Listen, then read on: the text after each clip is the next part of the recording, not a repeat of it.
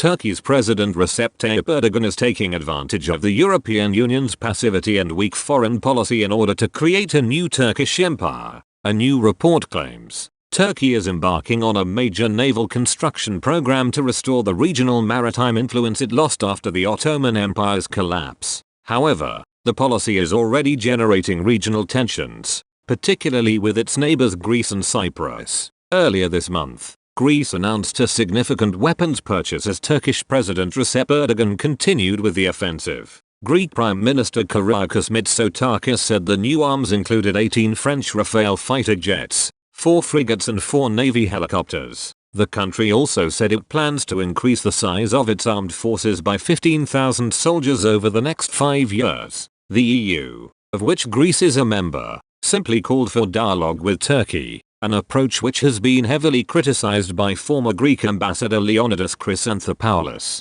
Mr. Chrysanthopoulos argued that the bloc's attitude towards Turkey was not only permitting violations of the territorial integrity of 2 of its member states but could also spark violence. Moreover, in a recent report, the head of London-based think tank Euro Intelligence Wolfgang Munchel argued Mr. Erdogan will end up creating a new Turkish empire if Brussels does not take immediate action. He wrote, while EU leaders drag their feet on whether to impose sanctions on Turkey, President Recep Tayyip Erdogan is creating a new Turkish empire using proxies and tapping into the Turkish and Islamist communities at home and abroad. The EU fails to see the bigger picture. This is not about drilling ships entering Greek waters, but about facing up to the biggest threat in our immediate neighborhood. Erdogan inspires Turks and Muslims with a vision of a modern empire stretching from Africa through Europe to Asia. You may not see New Turkey on the map, but it is becoming a reality. In pursuit of this geopolitical masterpiece, Erdogan uses all means to keep Europe disunited and morally compromised.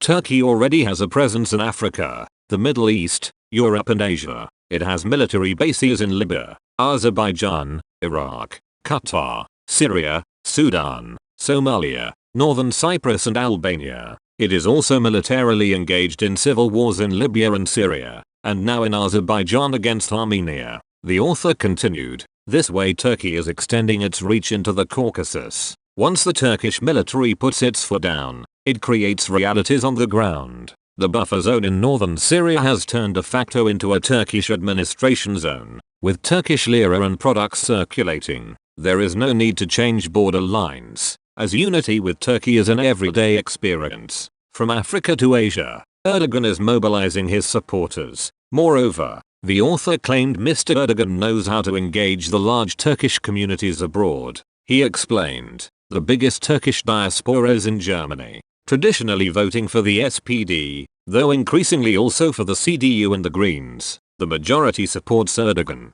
Over the past months he has played a diplomatic game with Angela Merkel. In the end Erdogan got what he wanted. No sanctions from the European Council, but instead a carrot and the threat of a stick that may or may not be decided in December. This way he showed the Turkish diaspora what he is capable of doing. Erdogan is a master of manipulation and turning arguments upside down. He sent refugees towards the Greek border to remind the EU what they could expect if they crossed his red lines. He concluded, if Europe cannot get its act together and decide on what those red lines are, there will be no stopping Erdogan. The EU plays its part by allowing him to do just this. Compromised by the deal they struck in 2016, which we called then and now the EU's pact with the devil, Europe is at risk of selling its soul once more. Once again, Europe's foreign policy appears weak, compromised and unprincipled.